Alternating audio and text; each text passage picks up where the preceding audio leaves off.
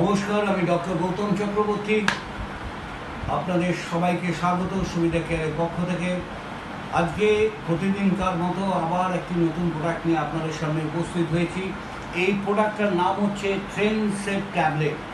এই train save ট্যাবলেটের মধ্যে আগে কী কী ইনগ্রেডিয়েন্টস দেওয়া আছে সেই সম্বন্ধে একটু আপনাদের সামনে আলোকপাত করি। 1 নম্বর হচ্ছে L-আর্জিনাইন আছে, কোলাজেন পেপটাইড 1 আছে, সোডিয়াম হাইলুরোনেট আছে, কন্ড্রয়েটিন সালফেট সোডিয়াম আছে এবং ভিটামিন সি, মানে যেটাকে আমরা অ্যাসকর্বিক অ্যাসিড বলি।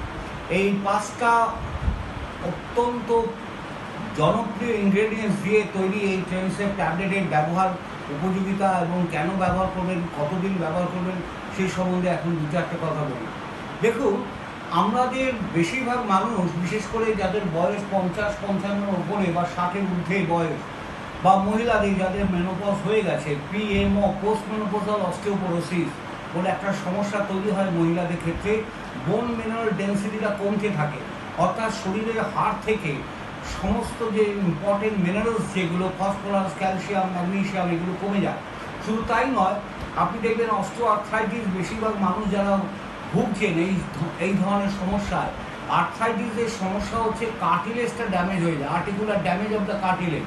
এই যে ড্যামেজ হয়ে যাওয়া কার্টিলেজগুলো, সেই কার্টিলেজগুলোকে আবার রিপেয়ার করা, রিজেনারেট করার ক্ষেত্রে এই ট্রেন সেভের একটা মস্ত বড় ভূমিকা আছে। কীরকম? দেখুন, আমরা জানি আমাদের কার্টিলেজ তৈরি করতে গেলে কোলাজেন পেপটাইড 1 লাগবে, আর কোলাজেন পেপটাইড 1-এর সঙ্গে ভিটামিন সি, অ্যাসকর্বিক অ্যাসিড দেওয়া আছে। এটা কি হয়, কার্টিলেজটা তৈরি করতে সাহায্য করবে এবং এই কার্টিলেজটা যাতে অয়েলি থাকে, অর্থাৎ একটা ফ্লুইড দরকার যেটা কার্টিলেজটা মুভ করতে পারে, সেটার জন্য হাইলুরোনিক অ্যাসিড, যেটা বয়সের কারণে কি হয়, একটা সময় এটা শুকিয়ে যায়, যার ফলে দেখা যায় কার্টিলেজটা মুভ করতে পারে না, ঘর্ষণ হয়, ঘর্ষণের জন্য আমাদের যন্ত্রণা বা ব্যথাটা বেড়ে যায়। তো সোডিয়াম এই হাইলুরোনেট দেওয়া আছে এবং সঙ্গে অবশ্যই কন্ড্রয়েটিন সালফেট সোডিয়ামটাও রয়েছে।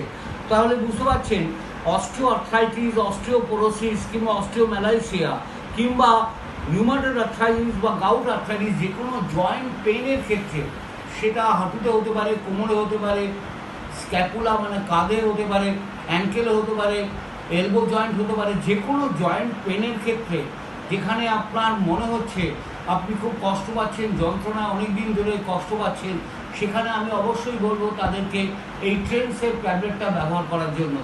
একটা করে ট্যাবলেট দিনে 2বার করে খাবেন এবং খাওয়ার সময়টা বলে দিই, ভাত খাওয়ার 8 ঘন্টা আগে। আবার বলছি, দুপুরে ভাত খাওয়ার 8 ঘন্টা আগে একটা করে ট্রেন সেভ ট্যাবলেট, রাত্রিবেলার ডিনার করার 8 ঘন্টা আগে একটা করে ট্যাবলেট, দিনে 2বার করে।